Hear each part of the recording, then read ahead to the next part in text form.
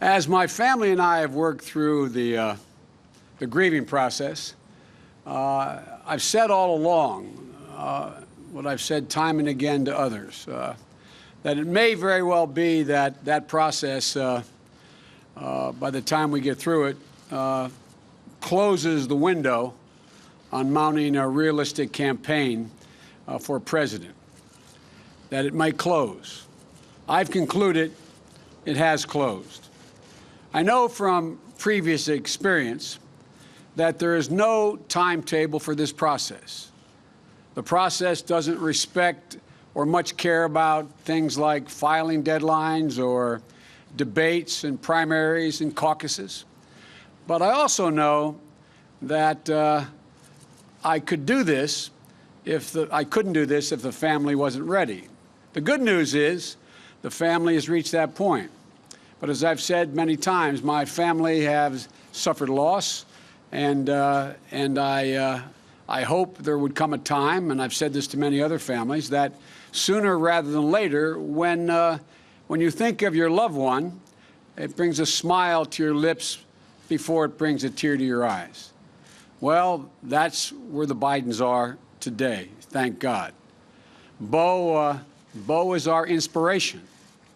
Unfortunately, I believe we're out of time, the time necessary to mount a winning campaign for the nomination. But while I will not be a candidate, I will not be silent. I intend to speak out clearly and forcefully, to influence as much as I can where we stand as a party and where we need to go as a nation. And this is what I believe. I believe that President Obama has led this nation from crisis to recovery, and we're now on the cusp of resurgence. And I'm proud to have played a part in that. This party, our nation, will be making a tragic mistake if we walk away or attempt to undo the Obama legacy. The American people have worked too hard, and we've come too far for that. Democrats should not only defend this record and protect this record, they should run on the record.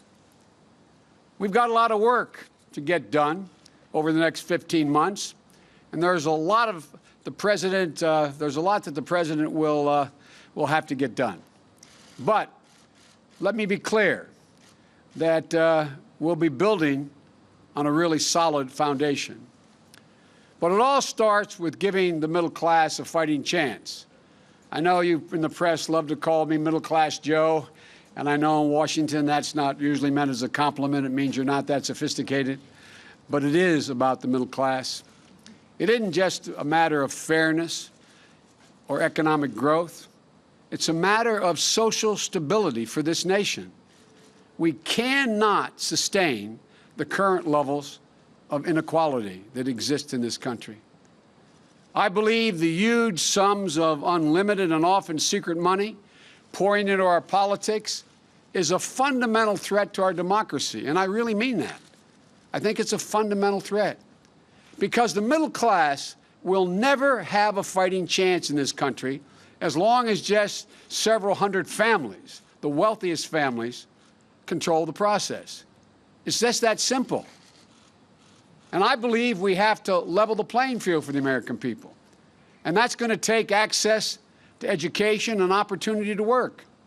We need to commit, we're fighting for 14 years, we need to commit to 16 years of free public education for all our children. We all know that 12 years of public education is not enough. As a nation, let's make the same commitment to a college education today that we made to a high school education 100 years ago. Children and child care is the one biggest barrier for working families. We need, as the President's proposed, to triple the child care tax credit. That alone will lead to a dramatic increase in the number of women able to be in the workforce and will raise our economic standards. There are many equitable ways to pay for this. I often hear, well, how do you pay for this? There are many equitable ways to pay for this. We can pay for all of this with one simple step, by limiting the deductions in the tax code to 28% of income. Wealthy folks will end up paying a little bit more. But it's my guess, and I mean this sincerely, it's my guess, they'll be happy to help build a stronger economy and a better educated America. I believe we need to lead more by the power of our example, as the President has, than merely by the example of our power. We've learned some very hard lessons from more than a decade of large-scale, open-ended military invasions. We have to accept the fact that we can't solve all the world's problems. We can't solve many of them alone. The argument that we just have to do something when bad people do bad things isn't good enough. It's not a good enough reason for American intervention and to put our sons and daughters' lives on the line, put them at risk. I believe we have to end the divisive partisan politics that is ripping this country apart, and I think we can. It's mean-spirited, it's petty, and it's gone on for much too long. I don't believe, like some do, that it's naive to talk to Republicans. I don't think we should look at Republicans as our enemies. They are our opposition. They're not our enemies. And for the sake of the country, we have to work together. As the President said many times, compromise is not a dirty word. But look at it this way, folks. How does this country function without consensus? How can we move forward without being able to arrive at consensus? 4 more years of this kind of pitched battle may be more than this country can take. We have to change it. We have to change it. And I believe we need a moonshot in this country to cure cancer. It's personal. But I know we can do this. The President and I have already been working hard on increasing funding for research and development because there are so many breakthroughs just on the horizon in science and medicine. The things that are just about to happen. And we can make them real with an absolute national commitment to end cancer as we know it today. And I'm going to spend the next 15 months in this office pushing as hard as I can to accomplish this, because I know there are Democrats and Republicans on the Hill who share our passion to silence this deadly disease. If I could be anything, I would have wanted to be the president that ended cancer, because it's possible. I also believe we need to keep moving forward in the arc of this nation toward justice.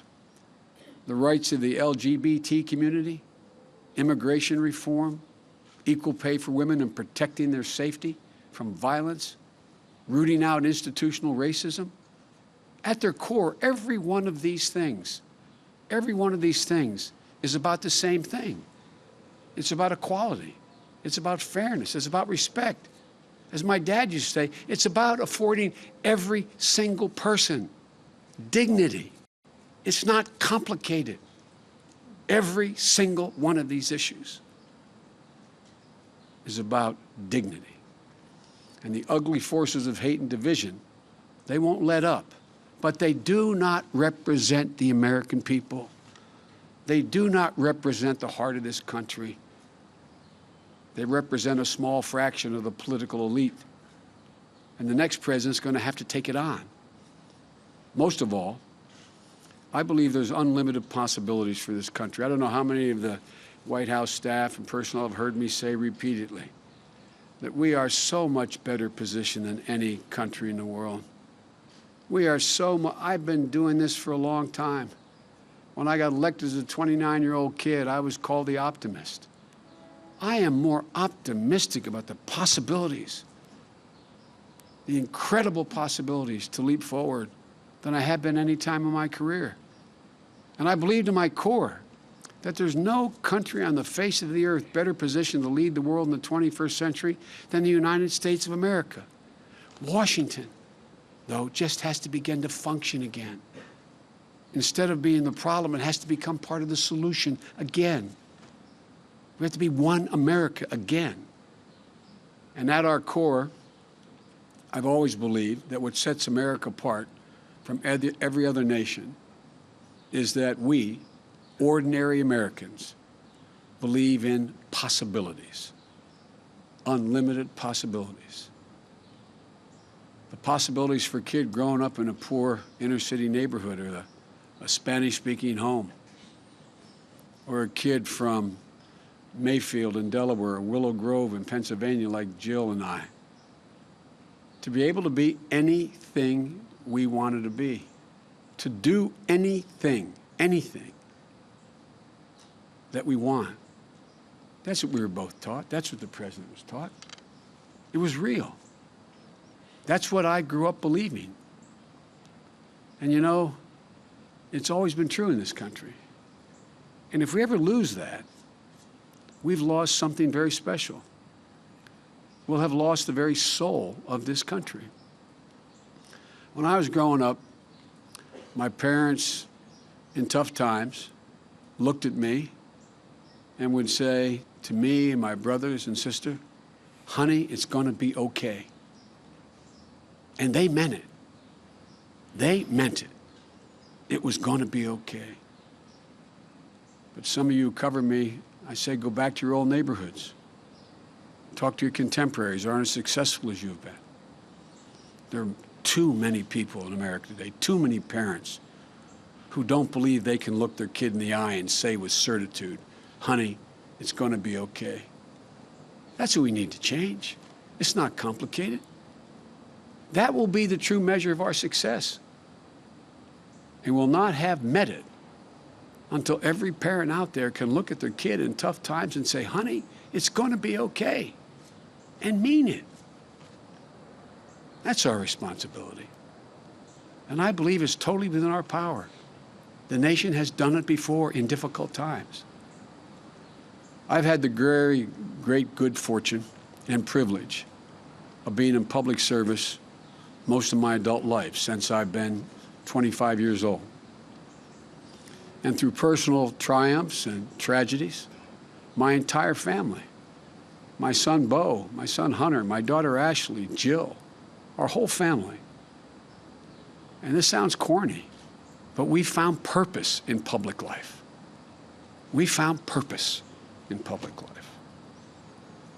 So we intend, the whole family, not just me, we intend to spend the next 15 months fighting for what we've always cared about, what my family's always cared about, with every ounce of our being, and working alongside the President and members of Congress and our future nominee.